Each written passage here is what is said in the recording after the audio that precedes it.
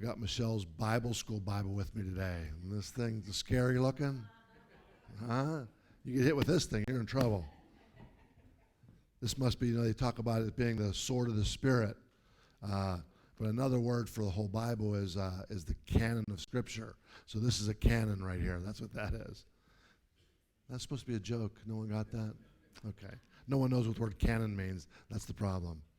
I want to tell you a story about a man who had a genius-level IQ.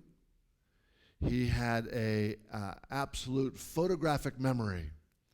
He could read something at one time, and it was indelibly, in his brain. He'd never to forget it, ever to forget it. His name was Fred DeMara. Fred DeMara. We have a picture of him up there. So you might wonder, what did Fred do with these unbelievable skills? Well, interestingly enough, he became an actor, but not an actor on stage or screen. The world was his stage. Fred became known as the great imposter. Fred was a con man. And let me tell you some of the stuff that he did. He wasn't an ordinary con man trying to con people out of things. Let me tell you some of the things he did. The first thing he did is he joined a monastery and he pretended to be a monk. Why you would choose that as your first one, I'm not exactly sure. But he posed as a teacher, a monk, a prison warden, a civil engineer, a sheriff's deputy, a doctor of psychology. Jamie's not here. I don't know if Jamie's pretending that or not, but he was amazing. He actually also was that when he was that doctor of psychology, he was part of a university, and he was so well known and so well liked they made him dean of that department. Not only to make him dean of that department, what happened is another university knew of him and recruited him to come and start that in their university, which still exists today up in Massachusetts. But he was discovered. They found him out, and they fired him. And other things that he did, he was a lawyer. Most well known, he actually posed as a surgeon. And you may think, how can you fake being a surgeon? Well, let me tell you what he did. This was during the Korean War. He enlisted in the Canadian Navy, and he posed as this doctor. I don't know how to even say the last name, CYR, but he posed as him on a destroyer, the HMCS Cuyahoga. And listen to this, he successfully performed surgeries. There was one time where there was a battle, and a number of guys, 16 guys, were shot, were wounded. They brought him aboard the Cuyahoga, and he was down there, and he examined all of them, all their wounds. Then he went back to his own quarters, and he got out a book, and he read everything about what he had to do. And then he went back, and he performed the surgeries, and every single one of them survived and lived. Just absolutely amazing thing. He's caught several times, but he didn't spend too much time in prison when he was caught. As a matter of fact, his story caught the imagination of the public, and in 1959, his life was immortalized in a movie, The Great Imposter. Anybody see it? You saw it, Marty? Yeah. Well, 1959, you were like 35 or 40 or something. You saw that. By Robert Crichton. Everybody knows who he is. And the film starred Tony Curtis. Tony Curtis said, this was 1961. Tony Curtis said it's the best role he had ever done in his entire life. So whatever happened to Fred? What happened to him? Well, if you stick around to the end, or maybe next week, I'll let you know what happened to him. So here's the thing. This morning, we talked about Connie needs actors for the play. This morning we're going to talk about actors, people who act their way through life. Why are we going to talk about actors? Well, we're going to talk about actors because Jesus actually talked a lot about actors, believe it or not. You may be surprised about that, but we're going to see that. Let me give you a little bit of context here, a little bit of first century culture, right? In Rome, theaters were really, really popular, were really big. And so I have some pictures of theaters. Show the first one right there. This is called Beth Shean. Beth Shean was actually a three-tiered stadium, where they did plays there. And it sat some 7,000 people.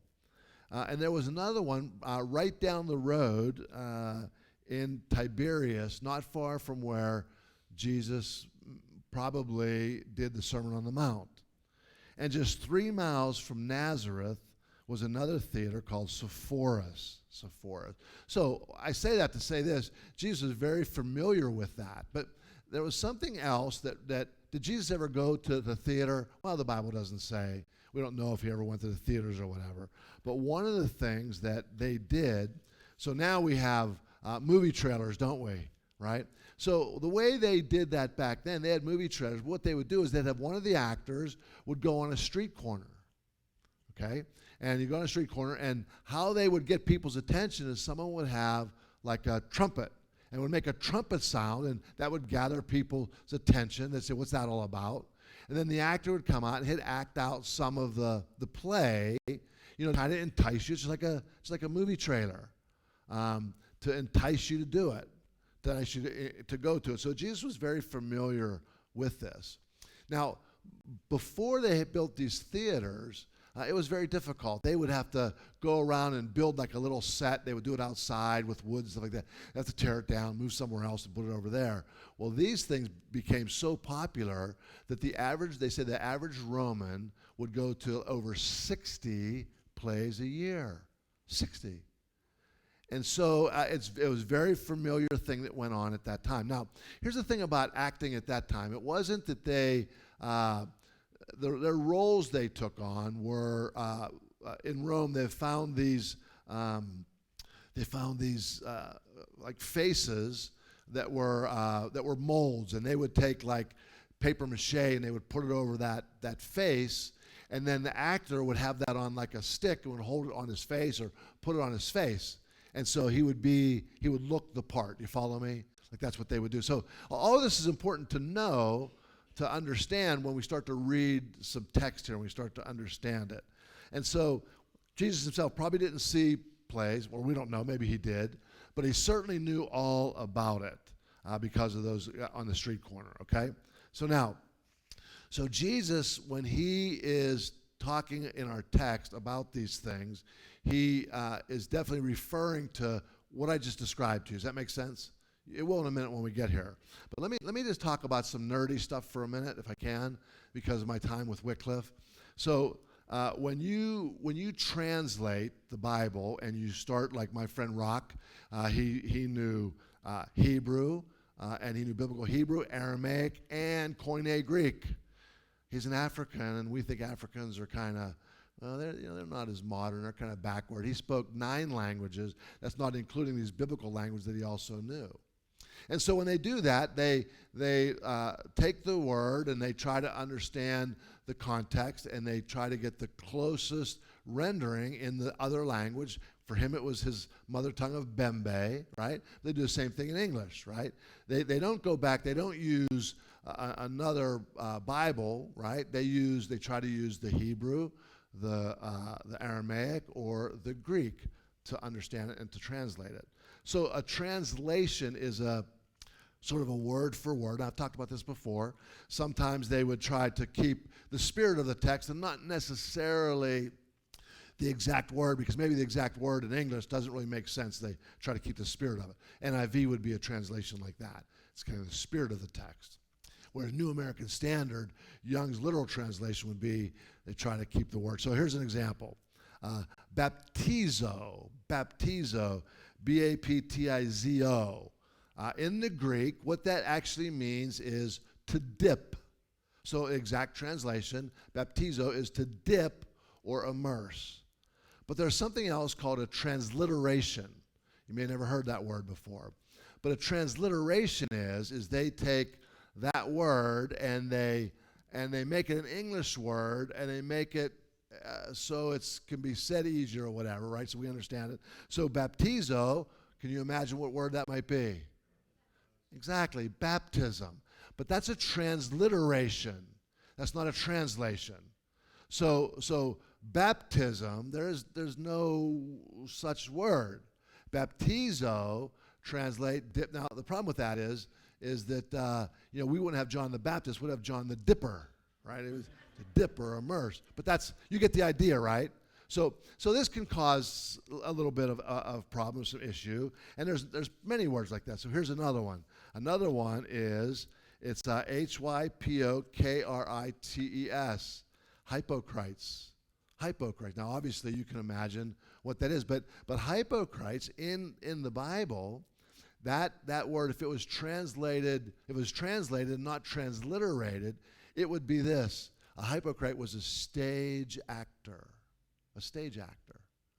So here's the thing. So when I go through our text today, I'm going to maybe substitute, rather than substitute the word. What's the word? The transliteration would be what? Hypocrite. Exactly right. So rather than use that word today, I still might use hypocrite, but I'll say, think of stage actor. So when he's saying these things in our text today, when he used hypocrite, everybody knew what he was talking about. But for us, we just think we have this word, we have this meaning behind this word. But there was context there, right? And so these stage actors, think of all the things I just said. They would go out and they would pretend they'd be someone else. They'd put a mask on, and they would want to portray not themselves, but somebody completely different. And so it means kind of now someone who pretends to have certain beliefs or virtues, things like that they don't really possess. Isn't that true? Right? Someone wants to present themselves a certain way. They're really not that way. Let me just insert here, and I'm going to talk about it later on too, but the problem with all of this is that we end up doing these things in church. We end up having to pretend in church. We end up having to be stage actors, and I'll explain that in a little bit. Now, let's read some of our text today. I'm just going to read. I have it all written out here, but I'm going to read some of the beginnings. We're going to talk about Jesus uses three very familiar ideas that everybody was familiar with in the day to talk about this subject. The first thing he says is this: be careful not to practice your righteousness in front of others. And it says to be seen. To be seen. So here's another word. To be seen is theotonai. Theotonai. Can you imagine what that word might be in English? Theotonai. It's transliterated as theater. To be seen. Theater. Can you see what I'm saying here? All these words he's using, that for us they're kind of, but there's a context behind this. And so he says that. He says, to be seen by others. If you do, you will have no reward from your Father in heaven. And then he goes on to talk about these three areas. Let me just read some of the stuff, and I won't read everything. He says this: so when you give to the needy, don't announce it with trumpets like the stage actors, right? Hypocrites, but stage actors, right? Don't announce it like that's what they did. In other words, don't be a stage actor. What other words can we use? Hypocrite, phony, pretender. Like don't be like that. And then he goes on to explain some things about how to do that. And then he says this. He says, like the stage actors do in the synagogues and on the streets, right? To be honored by others. I tell you, have your reward. Okay. So he talks about that. He talks about to be seen by others, right? You're giving to the needy. And then the next one is prayer. And he says this: when you pray, don't be like the stage actors. Don't be like the actors, for they love standing in the synagogues and on the street corners to be seen by others. I tell you, they have their reward in full. And then he goes in to talk about how to pray. Now, we're not going to talk about that today. That's for, we're going to break down the whole Lord's Prayer. We're going to go through it. We'll probably start that next week unless I don't get through this today. I'm not going to rush through this because this is I think it's kind of really important stuff. But we'll get into prayer. And then the last thing he talks about, the third thing he talks about, is fasting. He says, when you fast, don't look somber like the hypocrites, for they disfigure their faces. Let me just pause there for a minute. Do I have a picture of that or no? I don't remember if I have a picture. So they had these masks that I told you about that they would use like paper mache and make them. And they would have these kind of like deformed faces, like crazy mouth twisted, nose, you know what I mean? Like kind of grotesque or whatever. And so they would have these masks, and he said that, and he says here, talking about that. So they knew this, they understood this stuff, right? Because you read this and go, well, disfigure your face to show your fast. Well, I don't understand that, right? But this all had meaning in the time, right? And they understood that. In other words, this disfigured face was to present a certain thing, and so they would put on that kind of face, like, you know, or you know, what's up with you? Oh, I'm so tired. I'm fasting. You know, I mean, that sort of thing, right? He's saying, don't do that. Put oil on your head and dress good, and don't let people know that, because that. And then he says this. He always says, because you already have your reward. What does he mean when he says that you already have your reward?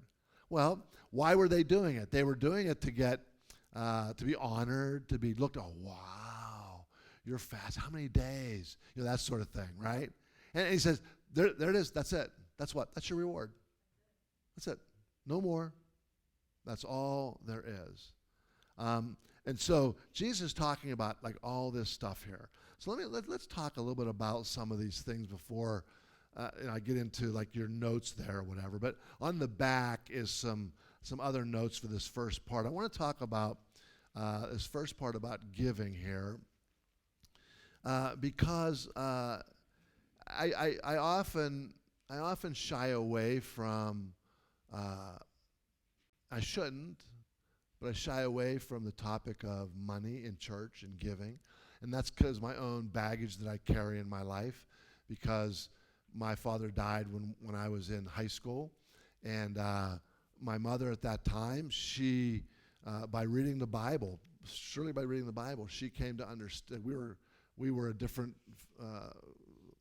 flavor of Christianity at that time that didn't really teach too much about a walk with God, a relationship, those types of things, a more intimate thing. It was more of a religion where showing up was the thing that you had to do, right? Just being there. And so she found Christ. He wasn't lost. She was lost, but found Christ. And she was a part of this church, and the pastor of this church, I would use the term, absolutely fleeced her. It was all about money, and it so upset me to watch her, just give all her money away. Now, did she do it with a good heart? I think she did it with a pure heart, but it was the coercion, and so I shy away from it. That's my own baggage. I apologize for that, but Jesus talks a lot about money. The Bible talks a lot about money, and so this verse, this section about giving here, right? He gives examples of common religious practices of the time, right, where they gave alms and stuff like that. So the next verse says this: so when you give to the needy, don't announce it with, see that word there? Trumpets. Again, he's going back to the stage actors on the corner. How would they announce what was going to happen? With a trumpet. So his wording is so important to understand. It's beneficial to understand first century times and culture. It helps you better. It makes the Bible come more alive. How many ever read the Bible and it just seems so foreign, it was hard to make sense? I mean, I was like that for a long time too. It was hard to kind of grasp things like this. And, okay, I understand the words, but I don't necessarily understand why those words are there. But now you can see that, right? When he uses that. And so he says, so when you give to the needy, don't announce it with trumpets like the stage actors, like the actors did, like they did. They do it in the synagogues and on the streets. Why did they do it? So again, here, all of these are going to be talking about your motives, why you do it. They did it to be honored by others. And so here's the thing. Jesus is comparing these religious leaders. Who would they be today? They would be pastors. And if you read the New Testament, Jesus didn't have problems with sinners, right? Jesus didn't have a problem with that. Who did Jesus have the most problem with? With religious leaders, and it's because of things that they were doing right here. Let me just tell you something. I've said this before in church, and here's the thing. Like when I finish a message and you clap, right? Like I get it, but you know what that does? That feeds my ego. It just does. I'm just telling you. How could it not? When you come up to me after church, listen, when anybody speaks in church, I'll ask how'd it go. Oh, people come up to me and say, hey, that was really good. I don't want to hear that. That's like, I mean, I get it. I get your, but that's meaningless. That could mean, I like the way you said it. I liked your delivery. That's what it could mean that. You know what I would like to hear? I would like to hear, you know, Jeff, a month ago, you gave a message on this. Can I tell you how it impacted my life? How it's changing me? That's meaningful, right? Applause, although I get your heart, you're appreciative, that just feeds my ego. That's all it does. Feeds my ego. Do I like it when you do it? Oh, yeah. And I'll even joke sometimes, you know, oh, no applause today, right? Because why? Listen, our ego is strong. And so we want to hear those things. We want to hear those things. So when you come up afterwards, you go, Jeff, that was such a good message. Of course it was, right? And people say, you got your A game today. That's all ego stuff. Nothing but ego stuff. It's to have the honor of men, right? The prestige. Now, I'm not saying don't do those things, but what's more meaningful is the message or the messages. Is the Bible in your own life? Is it transforming you? Are you being transformed in your life? Is your mind being renewed? That's what's meaningful, right? And the truth be known, it is because I see it. I see it in my own life. I see it in the life of all my friends that are around me that I know more than just their name or whatever, which I know most of you. And so I do see that. But that's what I think is beneficial, right? Like the message on grief or whatever. That really helped me because I went through this. The message on whatever it might be, how to live your life a certain way. Like that was very helpful. And so and this is all what he's talking about here. And so religious leaders did it just for the notoriety. And so, why do I do this? Well, I'll be honest with you. I do this because I really feel like that's what God has called me to do. Right? Now, there are other people who might do it because, they like being in the public eye. I like talking in public because why? Well, and that's what the religious leaders did. They loved being in the public eye. They loved having people look up to them and be honored by them. And so Jesus was saying, that's what's wrong. That's what's wrong. That motivation behind it. So there, in first century in Rome, there were leaders of Rome, but also not just leaders, but people who were of some notoriety. They called them benefactors. And what benefactors would do is they would go out and they would go and they would give to the poor and they would help out situations, right? And they weren't doing it because they loved the people. That's not why they did it.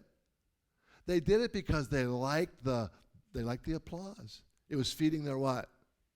It's feeding their ego. And they liked it. And the more they fed their ego, the more they did it. They were called benefactors. They did it to gain honor and prestige.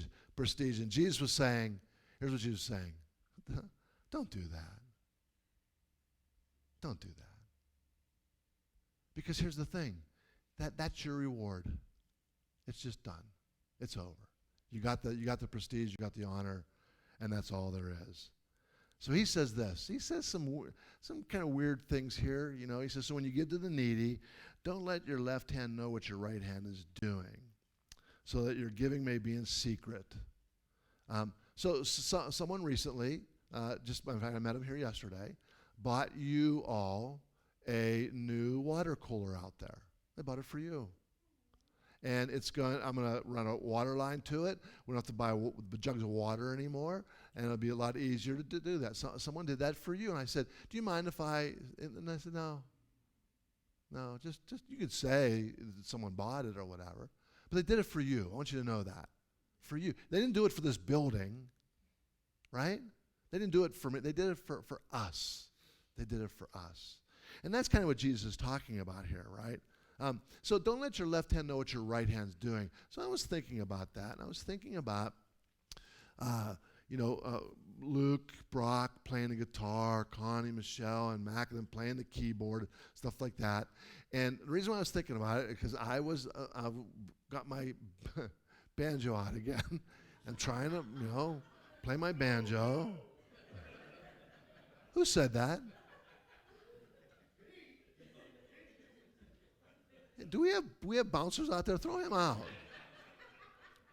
And so on a banjo, you do these rolls, right? And you do like 3 strings, then back up, and then a 5th string. Anyway, so I'm doing that. I'm getting, where I can do it, pretty good. And then I've followed along in this lesson that says, then you do this. Well, I can do this too. I just can't do them both at the same time. Right? I can do this, and I can do this, but then I go to do, and my fingers get tied up into strings, right? But after a while, right? The keys blows me away because, that's like rubbing and patting. But it's way more complicated. That kind of thing.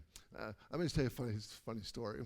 My first roommate in college, was it was a music major. So he was majoring in music to do music in church. Well, he was joking with some people because he lost his roommate, and he was going to get somebody else. He got me. And his comment was, before he even knew who I was, he goes, I hope I don't get a basketball major. That's what they called us that played basketball. That's the reason why we're there. And so I had some fun with them, and I said, so you play the piano. And I said, it always amazed me, how do you know which buttons to press? I know their keys, right? But I said, how do you know which buttons to press? He goes, oh, my God. I really have a basketball major, And so these religious leaders would do that for that reason, right? To be seen by others. And so he says, don't let your left hand know what your right hand. So I think it's kind of like, this is the way it helps me understand it, right? I can drive now, and I can shift gears, and I could talk, and I can steer, and I could text on no, I don't text on my phone. I mean, I probably could, but I don't do that. Brock's up there. I don't want him to tell on me. So I think it's this idea. So what's happening there? What's happening there is I have developed a neuro pathway in my brain that's so well worn. I don't have to. It's automatic, right? And that's good and bad. It's good when you're driving, and it's bad when you have a bad habit, right? It's so great you just do it without even thinking. Bad habits, sometimes you ever do that? Like, I can't believe I did that again. Because it's a neuro pathway. That's why the Bible says tear down strongholds, right? To set themselves up against the things that God's directing us to do, right? So tear those things down. Tear down those neuro pathways. But a neuro pathway is good in that sense. And I think the point is this.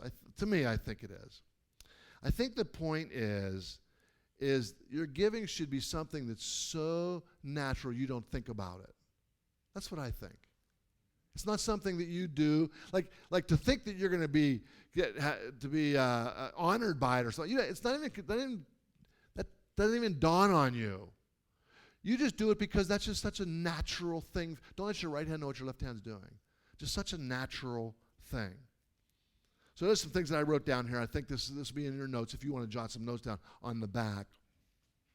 He emphasizes two things in your giving. One is secrecy, right? Secrecy. No one needs to know what you're doing. As a matter of fact, when I started, I still do it today. Michelle does all the books and everything. I never look at anything to see who gave what. At the end of the year, she prints out sheets, right? And she sends them to you about your annual giving. I don't look at any of those. I look at Steve's. He's the only one I look at. But everybody else, I don't look at yours at all, right? I'm looking. Everything's after the dot. I don't understand. There's nothing before the dot. You know what I mean? No, I'm just kidding, Steve. Secrecy and humility in giving. Secrecy and humility in giving. I'm just going to go on. That's kind of self-explanatory, right? But it's also this. It's avoiding self-righteousnness. And see, that's the big problem that we face in church, right? Is because church can become, and we're going to talk about this, very, very works-oriented, right? Just even coming to church, I get credit. How many of you? Don't raise your hands in your own heart. Just think about it. How many of you have thought that before, maybe when you were younger? Like, I got to go to church because God somehow has a ledger, and across my name is going, well, okay, he's there today, good. Missed that one, missed that one. That's the way I lived. It's just kind of a ridiculous way to live. And this self-righteousness. So he says, give in secret, where only God knows the act. Only God knows. And the next thing he emphasizes in your giving is give with a pure heart. So a lot of churches are big on tithing and big on, giving, and you'll hear things like give. They use the scripture, give and it'll be given unto you, good measure, pressed down, shaken over, running over, right? Will God give back to you? Well, that's not talking about your money. That's talking about give mercy and grace and kindness. You live that way, and it'll flood back to you. If you live in forgiveness with the people around you, you extend mercy and grace. God's saying, right? It'll come back to you. But yeah, we take that. Some people take that and go, yeah. So, have you ever heard this term? Sow a seed. Sow a seed of faith. Brother, sow a seed of faith for $1,000. We're believing for $100,000 for you. Well, just stop and just for a minute, use your own logic and think, what part of me is being appealed to in that sort of idea of giving? Well, it's greed. It's greed. And of course, Jesus in the Bible is all against greed. So how could you appeal to my greedy human nature to want more, to get, it just doesn't make sense. And so like I said at the beginning, I've seen that too much, and so I shy away. But you know what? Jesus didn't shy away from the topic of money and giving. And you know why he didn't do that? Because here's why, I think. Because it reveals your heart. Not to anybody else. It reveals your heart to you. To you, it reveals your heart. About what's important to you. What do you spend your money on?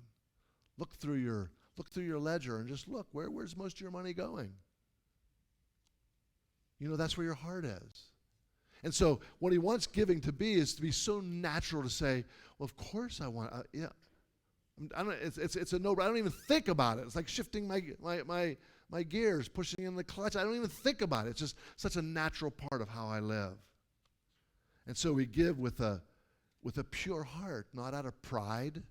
I remember a friend of mine, my friend up in Michigan, pastor church up there, and one guy came into the church, and I took him to a Tigers game or something, and he's there and did something else with them, and he said, there's going to be a lot more of this.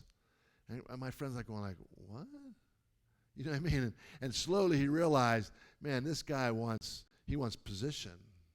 He wants power. And what he's doing is he's using money to leverage that. And so what Jesus is talking about is do it without pride, do it without self-consciousness, doing it without the remote thing of personal gain. That's what he's talking about here. And then he kind of finishes here with the giving part about do it for God's approval. And don't get that wrong when I say that. Not like God's going, okay, all right, you're in now because you gave. No, it's a way of living life, way of being like Jesus, rather than doing it for human praise. I just think it should. I think it should be. I think this is what Jesus means. Let me just kind of boil down. It should be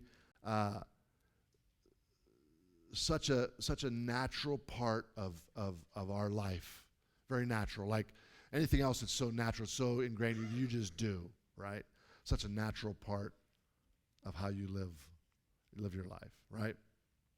So don't live as if there's a ledger system out there, right? That I have to make sure that all these boxes are filled in, so I have to do all these kind of things. That's the wrong motivation, the wrong way of doing it.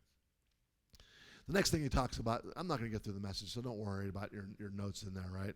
Then he talks about prayer. He said, when you pray, don't be like the actors, the stage actors, who like praying, standing on the street corners, in the synagogues, on the corners, all that kind of stuff. He said, I tell you, you have received your reward in full. Let me ask you a question. I'll tell a story about me rather than ask you a question.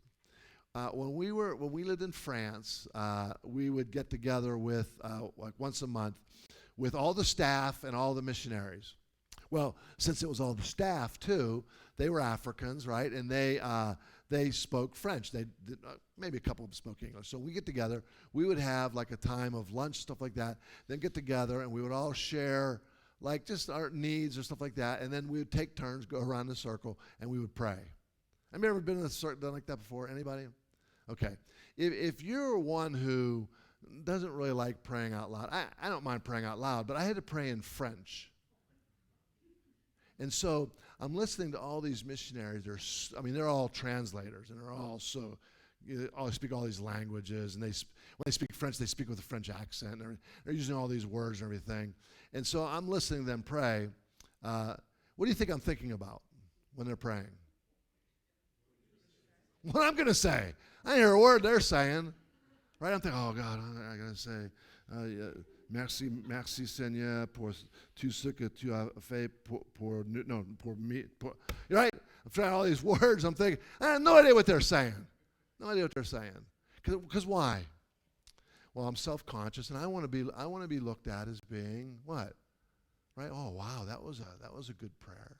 And maybe you've been like that even just in English, right? You're in a circle like that, and you're thinking, oh, God, please don't call me to pray. Please don't call me to pray, right? As a matter of fact, let me get a microphone. I'm going to call on somebody to pray. Hey, I looked real quick. I want to see who put their head down.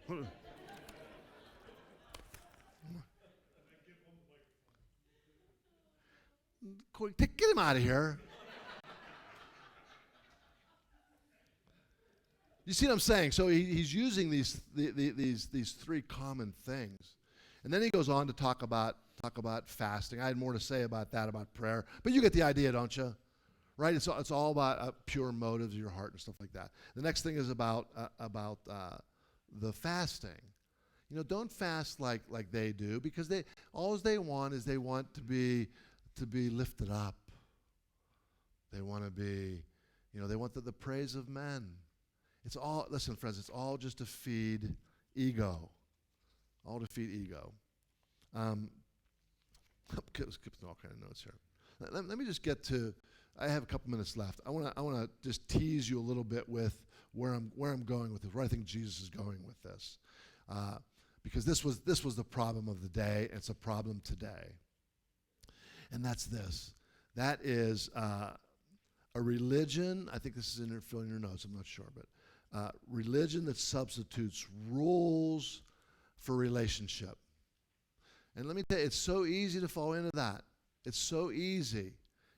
Why do you think that is? Because rules are, you know where you are, don't you? There's data points, right? And you can know. Relationship, that's a little bit more difficult, especially when it's a relationship with a God that I can't see. So how do you judge that? Maybe you even have a hard time judging a relationship you have with people. Like, when you wonder, where do I stand with that person? Where am I? Relationship is hard to figure out sometimes, huh? You ever have something happen in a relationship where, you behave in a way, you came across a certain way, and notice this person acting differently towards you now, and you wonder, like, where am I in this relationship? Like, rules are easier, aren't they? Now, I'm not saying that you could follow them. That's not what I mean. Because what we end up doing with rules is we end up, picking the ones that we kind of are already kind of following that we can do and go, oh, I'm not doing. And then we do this. Then we go, because it's always comparison. We go, well, I'm not doing, I'm not doing as bad as Lonell. Lonell is way worse than me. I'm doing good here, right?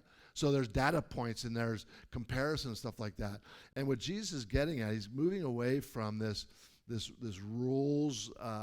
rules-based religion. And that was all the Pharisees.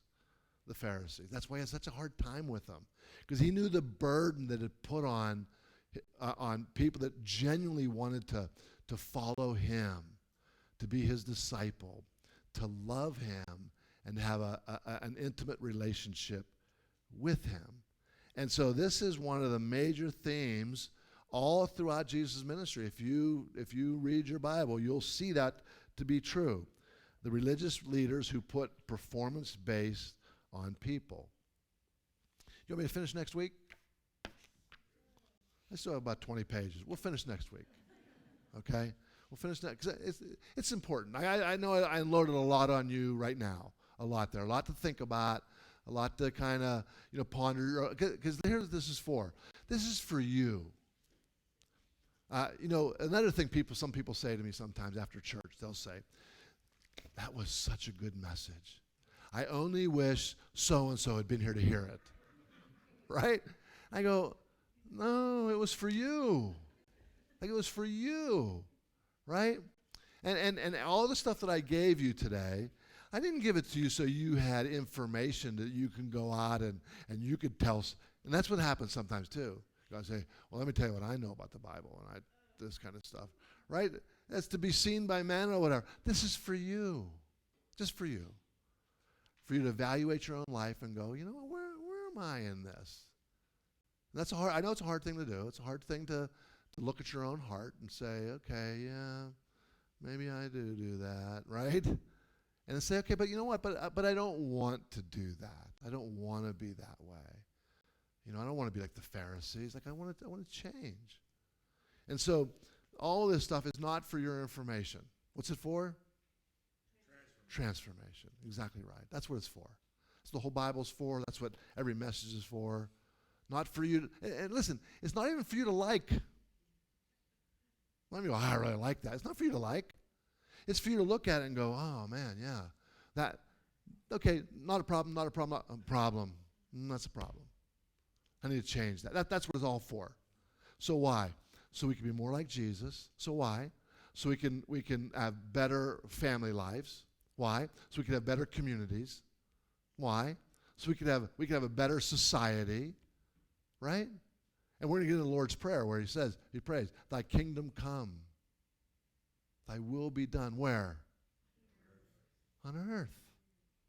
We're going to get into the whole Lord's Prayer. We're going to look at it in ways maybe you never even thought before, right? And so it's all for us.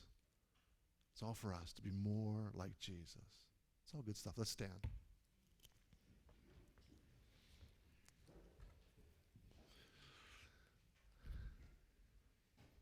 Father, I know there's a lot of stuff that we talk about and go through, and maybe we don't understand or whatever. So that's why I always like to pray that your Holy Spirit would do the work of untangling words and our own biases and all that kind of stuff, untangle all that and do that work where you apply it to our lives as individuals, that we don't automatically think of somebody else, we think of our own heart. And it's not that it's not meant to bring guilt upon us or anything. It's meant to make us better human beings, better representatives of you in this world, to love people better in a pure fashion. So we thank you for that. And I ask for every person here, every person that's listening that can hear this, that will hear it, that by your Spirit you would do the miraculous. You would do the mystical, the thing that we don't understand, that you would do that for us. We thank you in Jesus' name. Amen. And everybody, yeah, that makes me feel good.